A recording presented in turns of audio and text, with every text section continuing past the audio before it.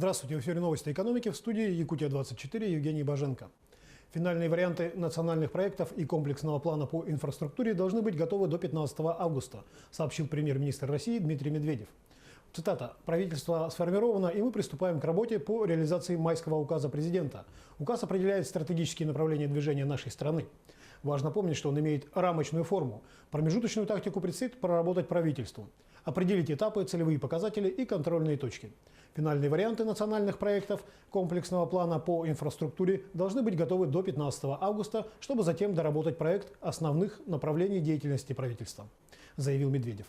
Указ о национальных целях и стратегических задачах развития Российской Федерации на период до 2024 года глава государства Владимир Путин подписал 7 мая. В данный момент в республике ведется работа над составлением дорожных карт по исполнению нового стратегического документа Владимира Путина. Об этом сообщил глава республики Егор Борисов. Майские указы 2012 года в республике выполнены, не считая пунктов со сроком исполнения до 2020 года. По ним работа продолжается. Цитата. «У нас есть уверенность, что основные направления мы выполним, так как работа по ним ведется на протяжении долгих лет. Это, к примеру, демография, здравоохранение, образование и наука. Но есть приоритеты, которые потребуют от нас больше внимания», констатировал Егор Борисов. В их числе он назвал сокращение бедности в 2 раза, достижение уровня продолжительности жизни до 78 лет и ежегодное переселение в новые дома 8900 семей. Доходы бюджета Якутии выросли на 14 миллиардов 300 миллионов рублей. Об этом накануне заседания Ил-Тумен сообщил Егор Борисов. Промышленное производство за 4 месяца сложилось на уровне плюс 5,5% к уровню аналогичного периода прошлого года. Инвестиции в основной капитал республики 105 миллиардов 400 миллионов или 127,3% к январю-апрелю 2017 года. Республика удерживает и даже наращивает темпы по строительству, включая жилищное. По словам Борисова, положительная тенденция непосредственно влияет на исполнение государственного бюджета республики. Но возрастают социальные расходы, особенно в части выплаты заработной платы. В этом году расходы на зарплату составляют свыше 80 миллиардов рублей. Китайский инвестор планирует добывать золото в Якутии с внедрением прогрессивных технологий.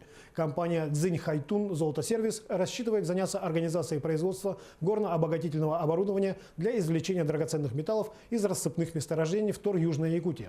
Одним из основных направлений компании является разработка и внедрение прогрессивных технологий обогащения золотосодержащих песков. Применяемая комплексом технология позволяет извлекать более 90% свободного золота из песков, особенно мелких и очень мелких фракций.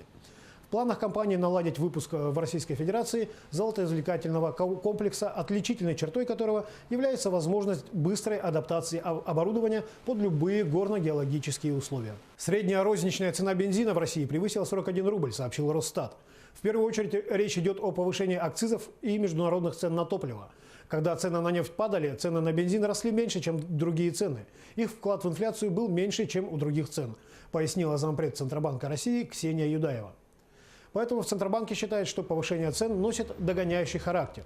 Тем не менее, председатель Комитета Государственной Думы по финансовому рынку Анатолий Аксаков попросил представителей Центробанка подготовить для депутатов пояснительную записку. Вполне возможно, что мы должны сделать обращение в Федеральную антимонопольную службу, чтобы они разобрались, предложил он. Центробанк в начале июня пересмотрит прогноз роста потребительских цен на 2018 год, сообщила первый зампред Центробанка Ксения Юдаева. Однако новая прогнозная инфляция, по ее словам, не превысит целевые 4 показателя – 4%.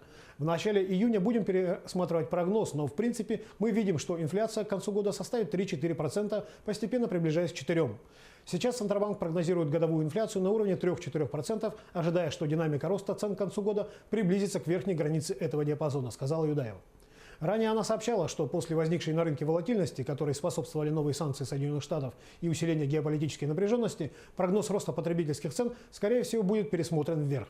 Центробанк ставит задачу на 2018 год и будущий год удерживать инфляцию на уровне целевого значения в 4%.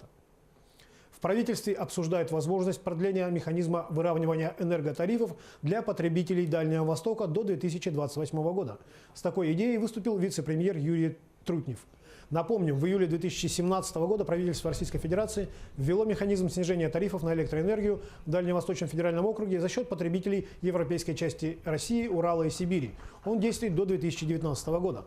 Снижение энерготарифов касается промышленных потребителей 5 регионов – Чукотки, Колымы, Камчатки, Сахалина и Якутии. Экономия регионов в 2017 году составила порядка 6 миллиардов 600 миллионов бюджетных рублей. В 2018 году планируется сэкономить еще 9 миллиардов 600 миллионов. Порядка 40 соглашений планируется подписать на Международном экономическом форуме, который пройдет в Петербурге 24-26 мая. Об этом сообщил губернатор Петербурга Георгий Полтавченко. Цитата. «По традиции мы хотели бы сохранить интригу о конкретных соглашениях. Их участники просили нас сохранять конфиденциальность до последнего момента. Так что сюрпризы обязательно будут». Отдельный блок будет посвящен подписанию соглашений с северными регионами страны, которые участвуют в реализации федеральной программы освоения Арктики, сказал губернатор, добавив, что также планируется подписание соглашений по объектам транспортной, спортивной и социальной инфраструктуры. На этом все. Оставайтесь в курсе экономических событий на Якутия 24.